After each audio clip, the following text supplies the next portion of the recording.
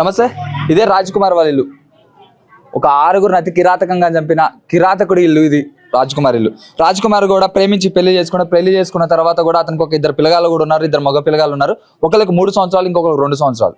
ప్రేమించి పెళ్లి చేసుకున్న తర్వాత కూడా పోక్సో కేసులో ఇక్కడ ఇంటి పక్కనే ఉన్నటువంటి మైనర్ బాలికపై కూడా కన్నేసి ఆమె పైన కూడా ఆమెతో సన్నిహితంగా ఉంటుందని చెప్పి కూడా కొన్ని వార్తలు వస్తున్నాయి. ఆమె కూడా సన్నిహితంగా ఉందని చెప్పి ఇంకొన్ని వార్తలు కూడా వస్తున్నాయి. అందులో వాస్తవం ఎంత ఉందో కూడా పోలీసులు కూడా తేల్చి చెప్పాల్సిన విషయం కూడా ఉంది. అయితే ఇక్కడ ఉన్నటువంటి ఈ మైనర్ బాలిక సంబంధించిన ఇల్లు ఇది. రాజ్ కుమార్ వాళ్ళ ఇల్లు ఇది. పరస్పరం వాళ్ళ ఇంటికి వెళ్తున్నాయి. వాళ్ళ ఇంట్లో వాళ్ళతో కూడా సన్నిహితంగా ఉండి వాళ్ళందరితో కూడా మాట్లాడి సన్నిహితంగా ఉండడం, తర్వాత కూడా వాళ్ళందరికీ కూడా వార్నింగ్ ఇచ్చింది అనమాట. ఇంతకుముందు కూడా ఒక 1 year బ్యాక్ కూడా మైనర్ బాలిక సంబంధించిన వాళ్ళ నాన్న కూడా చనిపోవడం జరిగింది. హార్ట్ అటాక్ తో చనిపోయిందని చెప్పి కొన్ని వార్తలు అయితే వచ్చినాయి. కాకపోతే వీళ్ళందరికీ వచ్చిన డౌట్ ఏంటంటే ఖచ్చితంగా రాజ్ కుమారే పక్కా ప్లాన్ ప్రకారం కూడా వాళ్ళ నాన్న కూడా చంపిందని చెప్పి కూడా వాళ్ళకి అనుమానం వచ్చింది.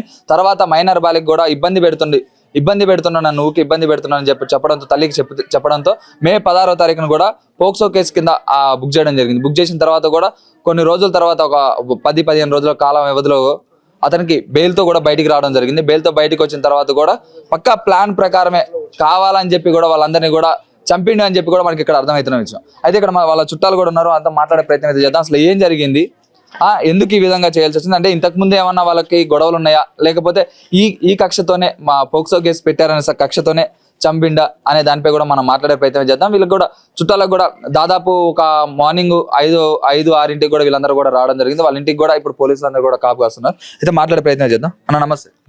అన్న అసలు ఏం జరిగింది? నైట్ పూట మీకు కాల్ వచ్చిందని చెప్పి మీరు అందరూ కూడా వచ్చారని చెప్తున్నారు. అసలు ఏం జరిగింది? ఇంతకు ముందు మీకు ఏమైనా చెప్పారు వాళ్ళు? ఏం లేదు, మేము 4 గంటలకు వచ్చేసాం ఇక్కడికి. వచ్చేసరికి పోలీసులు అలా తీసుకెళ్ళిపోయి చెవలే తీసుకోవాలని చెప్పారు. అంటే ఊరు గ్రామ సర్పంచ్ సహకారంతో తీసుకెళ్లారంట. అంటే చూపించాల్సింది పోయి ఆల్రెడీ అంటే ఇంటి వాళ్ళు కూడా చూపించలేదు ఎవరికి.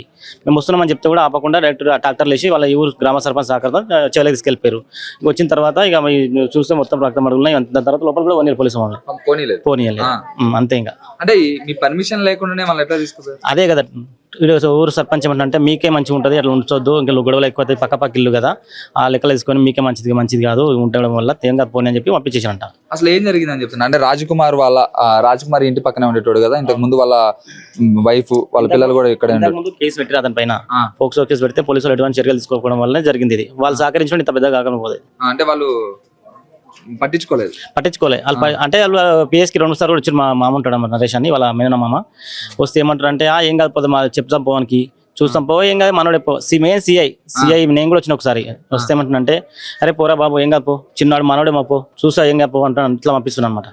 ఏమని కొట్టినపో తిట్టినపో అంటే ఫోక్సోక్స్ పెట్టినప్పుడు లోపల వేయాలి కదా. ఆ లోపల వేయకుండా మాకు దొరుకుతలేడు చేస్తలేడు అంటే మేమే ఒకసారి షాబాద్ వచ్చినాం. ఇట్లే షాబాద్ వస్తే అట్లా మా కళ్ళ నుంచి పోతుండు. పోయినా వెంబడే సార్ ఫోన్ చేసామంటుండు. ఎక్కడ కనిపించింది మీకు ఏ ఏరియా, మాకు ఏరియా చెప్పు మేము దిలాడతాము అంటే మేము చెప్పినా కాలేందుకు పోలీసులు అట్లా అంటే మీ చాలా ఎక్కువ బాబును వెళ్ళిపో అని చెప్పి తిట్టి పంపించారు. ఎట్లా వచ్చింది అసలు ఇంట్లోకి? ఎట్లా వచ్చింది? సీసీ కెమెరా కూడా ఉంది. సీసీ కెమెరా ఉంది అక్కడ. ఆయన బ్యాక్ సైడ్ నుంచి వచ్చిందంట. బ్యాక్ సైడ్ నుంచి వచ్చి డైరెక్ట్ ఓపెన్ చేస్తే ఫస్ట్ వాళ్ళ అక్క ఓపెన్ చేసింది. పాప ఉందో పాప వాళ్ళ తల్లి ఓపెన్ చేసినప్పుడు ఇట్లా పొడి చేసినట్టుండు. ఆమె పేగులు మొత్తం కొంచెం బయటకు వచ్చి కొద్దిగా బయటకి. తర్వాత ముస్లాం చంపేసిండు. ఆ పిల్లలు తీసుకొని వెళ్ళిపోయింది. అంతే, అంతవరకు తెలుసు మాకు. అక్కడ మాకు ఫోన్ వస్తే అక్కడ చంపినందుకు అక్కడ మేము వెళ్ళలేము. ఇంకా మేము పొద్దుంచి నైట్ నుంచి ఇక్కడే ఉన్నాం. ఇంకా అంతే, ఇంకా తెలిసింది.